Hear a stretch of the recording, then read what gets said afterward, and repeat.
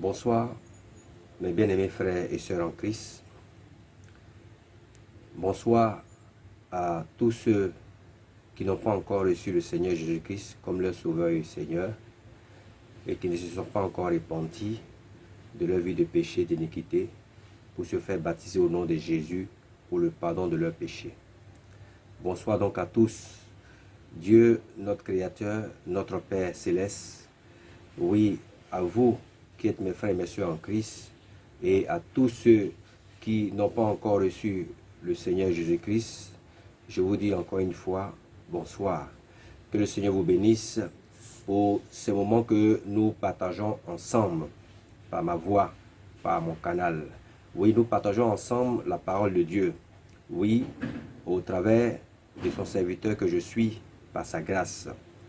Alors ce soir, le thème du message que nous avons à partager ensemble, c'est les témoins. Les témoins.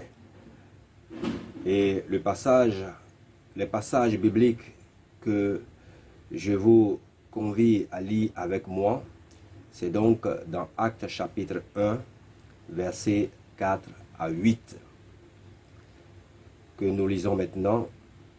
La Bible dit donc dans Actes chapitre 1, versets 4 à 8, comme il se trouvait avec eux, il s'agit donc de Jésus, il leur recommanda de ne pas s'éloigner de Jérusalem, mais d'attendre ce que le Père avait promis.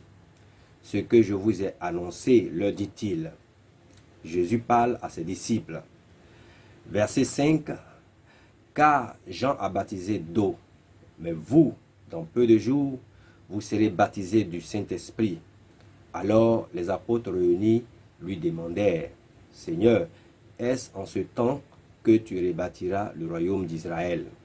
Il leur répondit, ce n'est pas à vous de connaître les temps ou les moments que le Père a fixés de sa propre autorité, mais vous recevrez une puissance, le Saint-Esprit survenant sur vous, et vous serez mes témoins à Jérusalem, dans toute la Judée, dans la Samarie et jusqu'aux extrémités de la terre.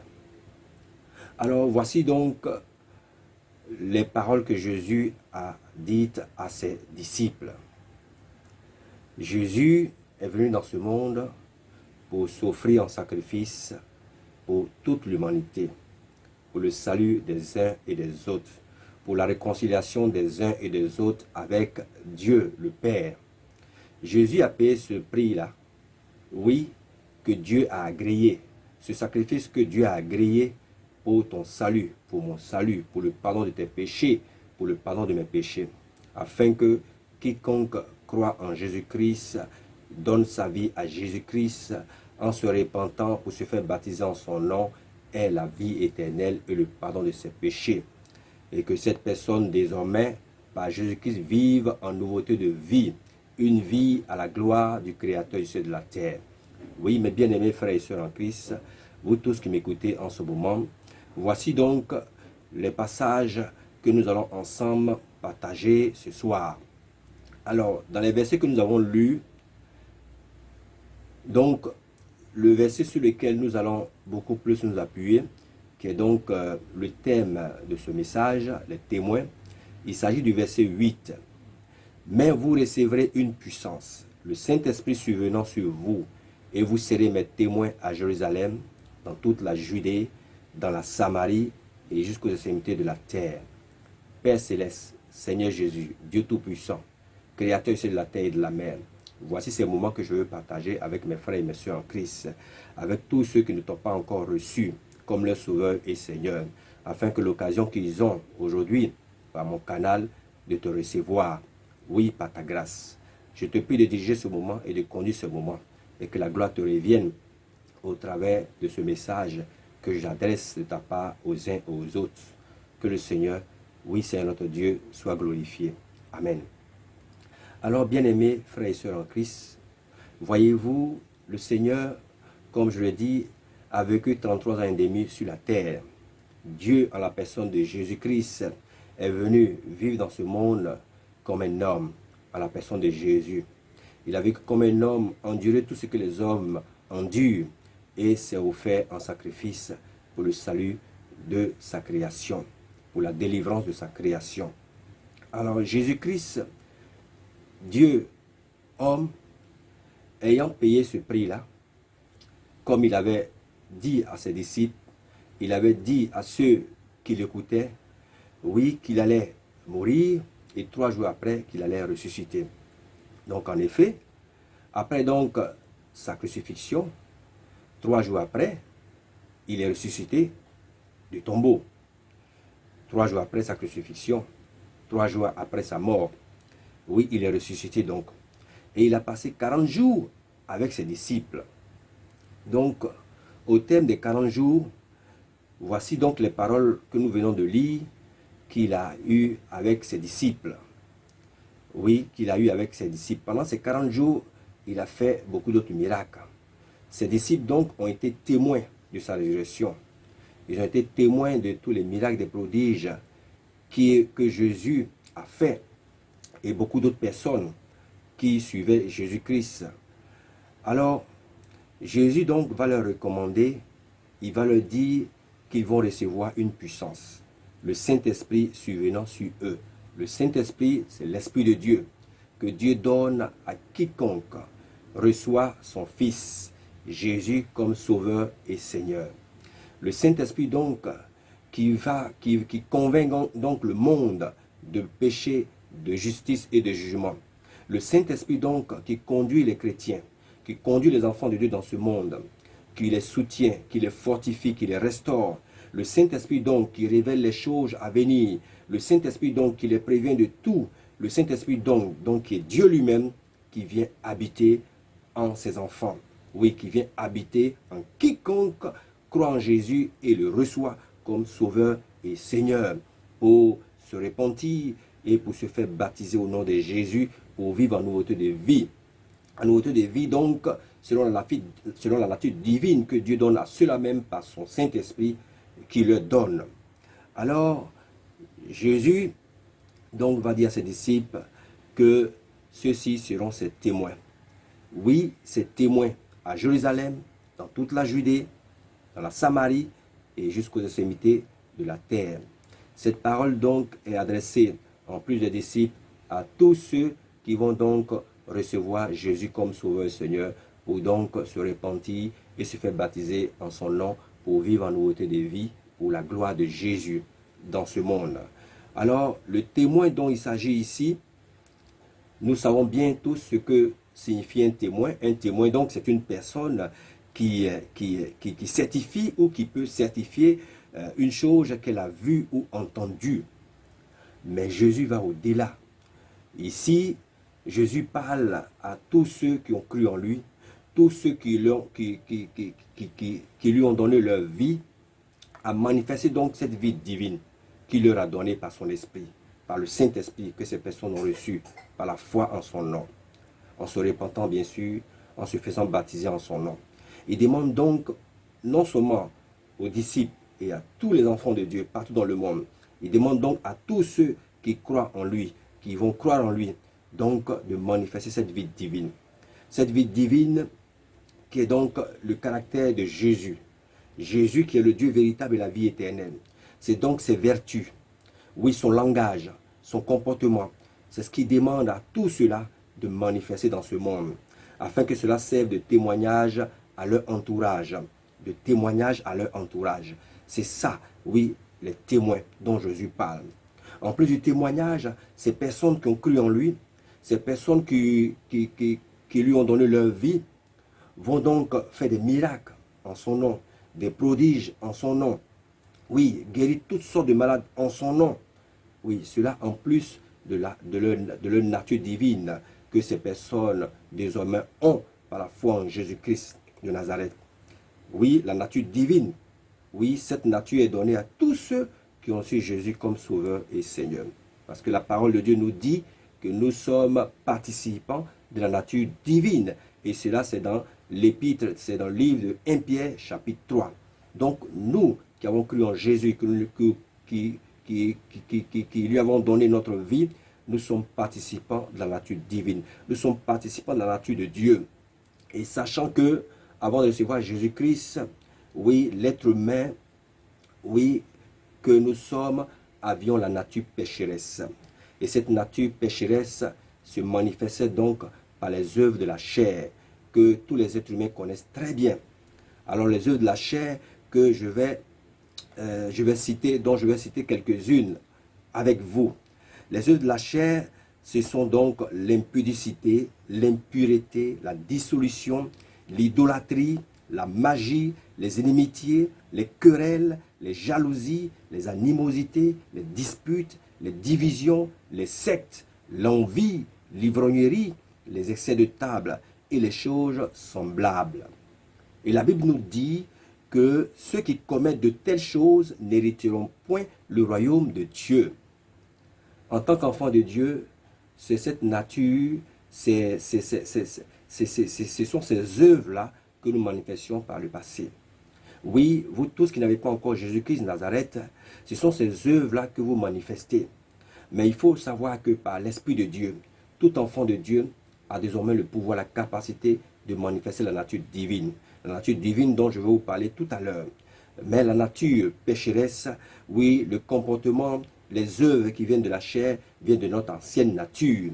Mais par Jésus-Christ, oui, à qui je rends toute la gloire, les êtres humains, oui, manifestent désormais la nature divine. Les êtres humains, par la nature de Dieu qu'ils ont reçue par la foi en Jésus-Christ, par leur vie nouvelle, oui, la manifestent pour la gloire de Jésus, pour la gloire de Dieu le Père, Dieu le Fils et Dieu le Saint-Esprit. Alors donc, cette nature de Dieu, comme la Bible décrit, est donc décrit comme suit. C'est donc l'amour, cette nature de Dieu que la Bible appelle le fruit de l'esprit.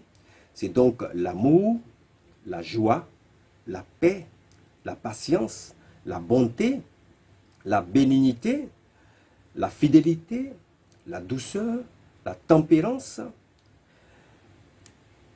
Et ce sont ces choses-là, ce sont donc ces choses-là que celui qui est né de Dieu, celui qui est né de nouveau, donc celui qui a l'esprit de Jésus, celui qui a l'esprit de Dieu, manifeste désormais comme caractère, comme vertu.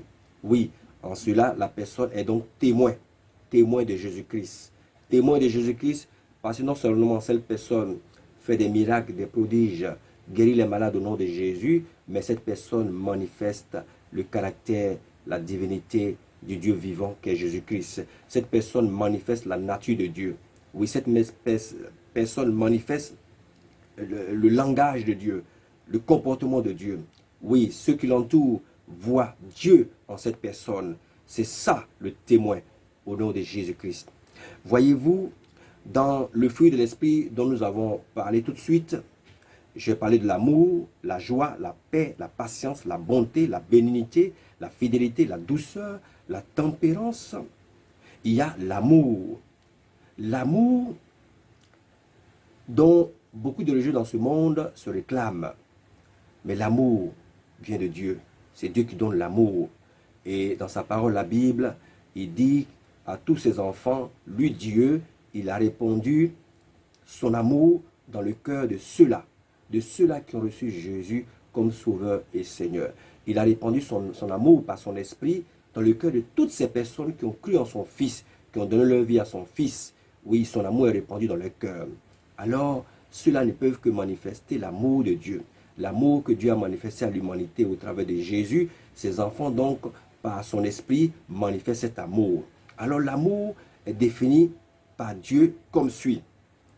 Le Créateur nous dit que l'amour use de patience. Donc l'amour est patient. L'amour est plein de bonté. L'amour n'est pas envieux. L'amour ne se vante pas. L'amour ne s'enfle pas d'orgueil. L'amour ne médite pas le mal. L'amour ne se réjouit pas de l'injustice. Mais l'amour se réjouit avec la vérité. L'amour supporte tout. L'amour croit tout. L'amour espère tout. L'amour endure tout. L'amour ne périt jamais. Mes bien-aimés frères et sœurs en Christ, vous qui m'écoutez, voici la définition de l'amour selon Dieu. L'amour, homme frère, mes bien-aimés frères et sœurs en Christ, l'amour. Voici donc le caractère que Dieu nous a donnée, sa nature qu'il nous a donnée au travers de Jésus-Christ. Toi qui m'écoutes, qui n'as pas encore reçu Jésus-Christ, sache que, étant dans cette situation, dans cette position, tu n'as pas encore la nature divine, tu n'as pas encore la nature de Dieu. Ayant donc cette nature pécheresse, si tu meurs dans cette nature pécheresse, oui, quelle que soit la religion que tu pratiques, alors cette nature dans laquelle tu es mort, oui, ne te permettra pas d'aller au ciel, dans le paradis de Dieu. Tu as besoin d'avoir une nouvelle nature, tu as besoin d'être recréé par Dieu. Oui, car la Bible déclare que à tous ceux qui ont reçu Jésus-Christ comme Sauveur et Seigneur, la parole donc leur a donné le pouvoir de devenir enfants de Dieu.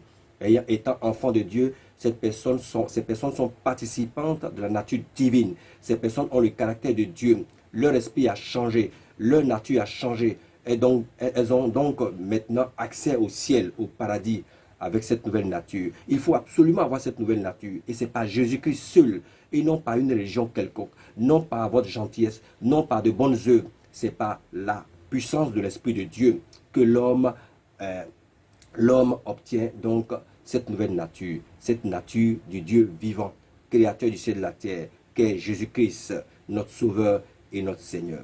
Alors, vous qui m'écoutez donc, mes bien-aimés frères et sœurs en Christ, et vous qui n'avez pas encore reçu Jésus-Christ, c'est l'occasion pour vous, par mon canal, par ce message, de donner votre vie à Jésus-Christ, de recevoir Jésus-Christ comme votre Sauveur et votre Seigneur. Le recevoir dans votre cœur par la foi, le recevoir dans votre vie par la foi.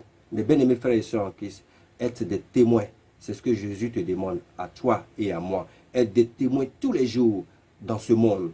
Non, un témoin, ce n'est pas seulement celui qui prêche la parole de Dieu, ce n'est pas seulement celui qui va à l'église, mais un témoin, c'est celui donc qui manifeste la nature que Dieu lui a donnée, la nouvelle nature que Dieu lui a donnée. Vous savez, la parole de Dieu nous dit, dans 1 Jean chapitre 4, verset 17, que nous sommes, tel Jésus est, tel nous sommes aussi dans ce monde. Et aussi, la parole de Dieu nous dit dans Romains chapitre 8, verset 19, que la création tout entière attend avec un ardent désir la révélation des fils de Dieu. Toute la création de Dieu, c'est la parole de Dieu. Dieu ne ment point. Il dit donc que toute la création attend donc la manifestation, oui, du témoin que tu es. C'est-à-dire le Jésus que tu expérimentes dans ta vie, dans ton cœur. Le Jésus qui habite en toi, qui a cru en lui, toi qui lui as donné ta vie, pour te repentir de tes péchés, pour te faire baptiser en son nom. Il y a un témoignage que Jésus rend en toi, en ton cœur, dans ton homme intérieur. C'est cette vie que Jésus veut que tu manifestes extérieurement, par le caractère qu'il t'a donné, par l'identité qu'il t'a donnée. Oui, par le langage qu'il t'a donné, au moyen de son esprit qui est en toi, qui est avec toi. Oui, bien-aimés frères et sœurs en Christ, Jésus te demande donc de manifester cela, oui, en guise de témoignage. En guise de témoignage. Le témoignage dont il parle, ce n'est pas de prêcher seulement sa parole.